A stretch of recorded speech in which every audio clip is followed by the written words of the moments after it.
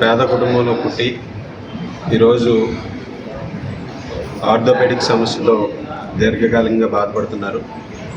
ఈరోజు అనేక హాస్పిటల్స్లో తిరిగినప్పటికీ కూడా సరైన వైద్య సదుపాయం అందక ఈరోజు కాలుకి సంబంధించినటువంటి సమస్యతో బాధపడుతున్నారు. ఈరోజు మేము కూడా ప్రభుత్వం అధికారంలోకి వచ్చిన తర్వాత నన్ను కలవడం జరిగింది.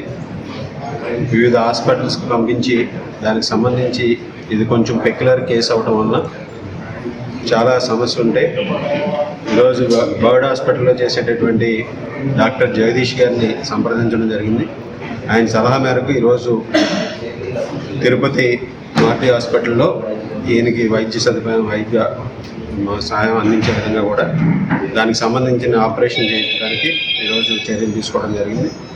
దానికి సంబంధించి దాదాపు ఈరోజు ₹1,50,000 అయ్యే ఖర్చుని 50,000కి వారు అందించడానికి ముందుకు రావడం జరిగింది. దానికి సంబంధించి 20,000 మా తరఫున కూడా శ్రీనివాస్కి అందించడం జరిగింది వారి వైద్య ఖర్చుల నిమిత్తం.